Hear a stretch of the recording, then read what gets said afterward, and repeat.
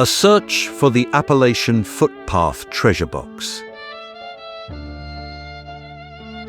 Some would say I was a strange child, with strange hobbies.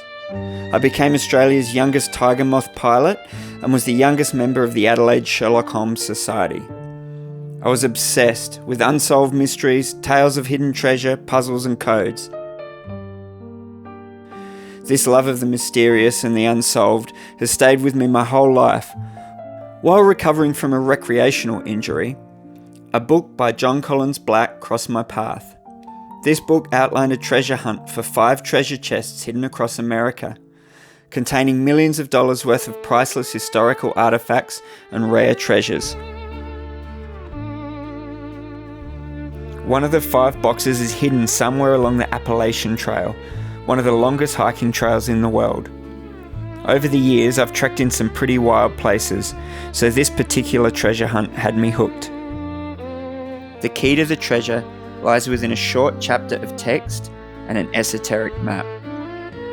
If you're interested, it's at this point I suggest you have a look at the book, or none of what follows will make much sense.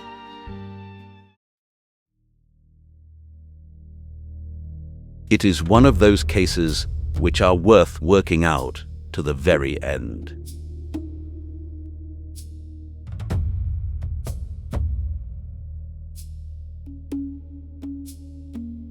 High in the mountains, where the ridgelines fade into mist and the wind carries voices older than memory, there stands a sentinel.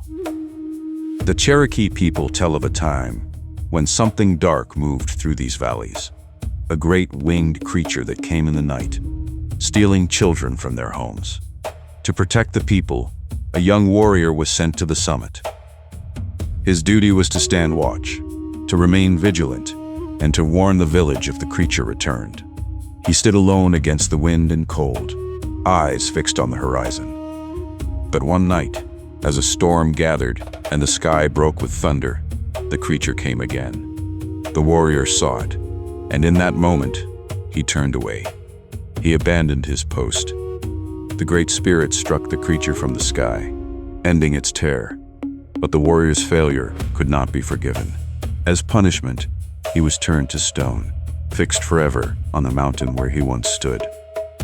And so the peak remains, a solitary figure on the ridge, standing Indian Mountain. Our next destination was this mythic mountain, deep in the Nantahala Wilderness area of North Carolina. The treasure map shows us a clear starting and ending point, and we assume that the dashed line in between these 2 points represents the Appalachian Trail. The starting point is designated by a triangle marker and the words "begin here."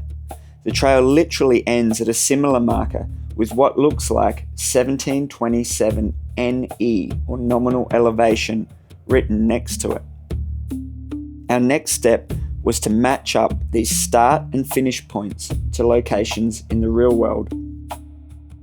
We interpret the dog next to the starting point as a Springer Spaniel. The starting point of the Appalachian Trail is literally Springer Mountain.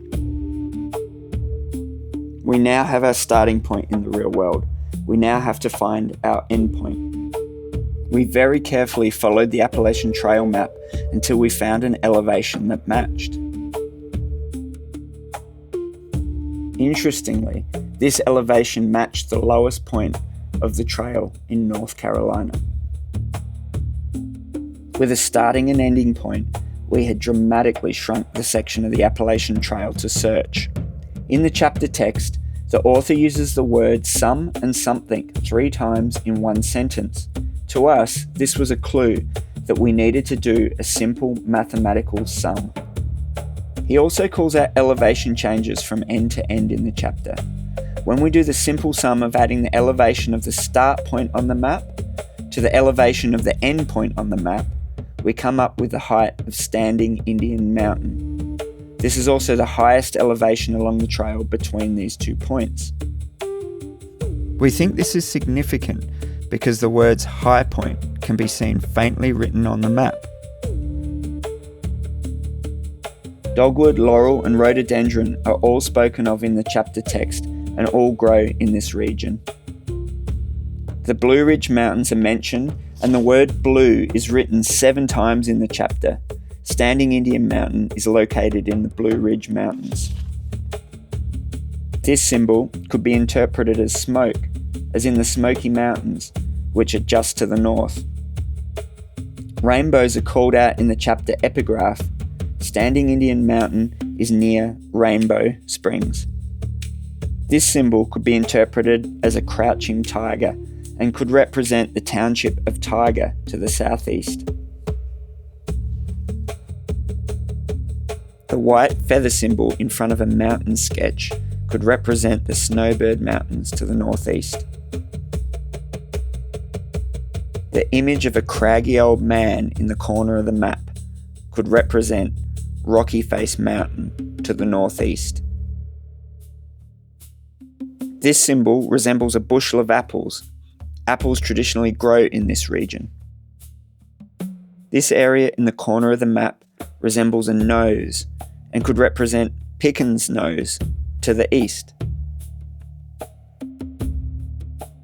The symbol of a skier could represent Sapphire Valley ski fields, which are close to the location. The bear symbol could represent Bear Pen Mountain directly to the east, or Bear Pen Gap, Bear Knob, Bear Gap, or Bear Pen Ridge to the south. This symbol looks like a turkey feather and could represent Turkey Mountain. The bald man symbol could represent Little Bald Knob to the southeast, or Kimsey Bald, Yellow Bald, or Courthouse Bald to the southwest. This small symbol in the corner of the map looks like a fork and could represent Fork Ridge. This small symbol is a close match to the US Forest Service's logo. It also resembles an arrowhead flint and could represent the deep connection of the location to the native Cherokee people. With all these clues stacking up, we had to make our pilgrimage to this mysterious mountain.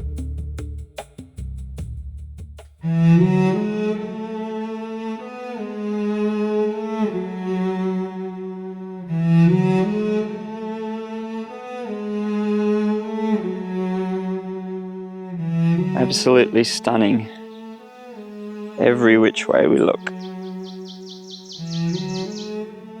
Last day, checking notes, gotta have it dialed in.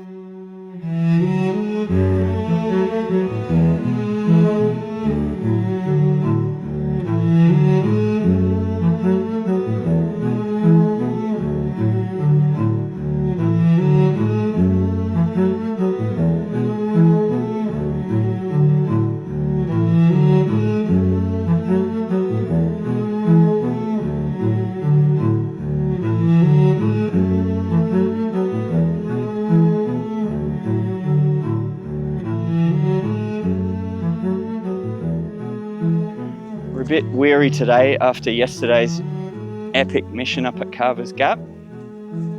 We're trekking in the Nantahala Wilderness area, which is the traditional lands of the Cherokee people.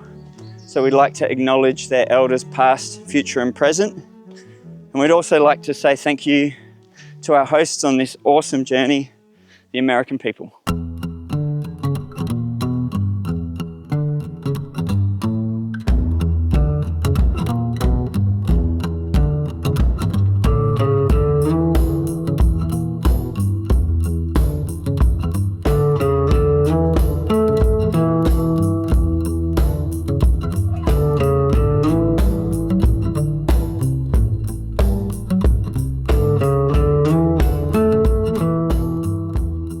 We're at the summit of Standing Indian Mountain where we've had our lunch. It's the most amazing views, totally incredible. I've just pulled out the treasure map on my iPhone and we've been counting the blazes along the trail as we've come up from our parking spot or the trailhead, and there were 54 blazes. Now looking at this map, I can also see there's 54 dashes along the trail. So we both think that's pretty significant. We're going to explore a little bit further. 1, 2, 3, 4, 5, 6, 7, 8, 9, 10, 11, 12, 13, 14, 15, 16, 17, 18, 19, 20, 21, 22, 23, 24, 25, 26, 27, 28, 29, 30, 31, 32, 33, 34, 35, 36, 37, 38, 39, 40, 41, 42, 43, 44, 45, 46, 47, 48, 49, 50, 51, 52, 53, 54. So I was counting down trailblazers off the path, and I got to where I thought I'd investigate, and just took 10 steps uphill off the path to have a look around. And look what I found behind me. Woo! What a view! Whoa! Bobcat! I just saw a bobcat go down there. I'm gonna try and flush it out. I'll chuck a stick, not to hit it, just to...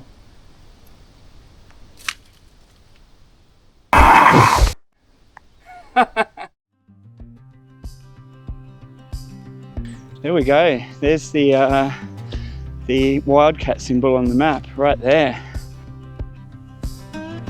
We found a survey marker at the summit and used this to take specific compass bearings based on the angles from the coin in the chapter.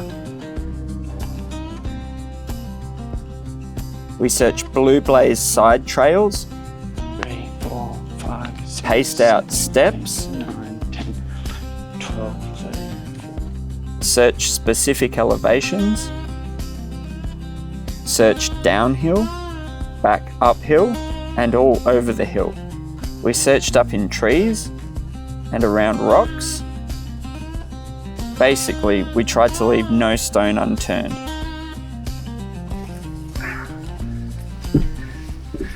No treasure.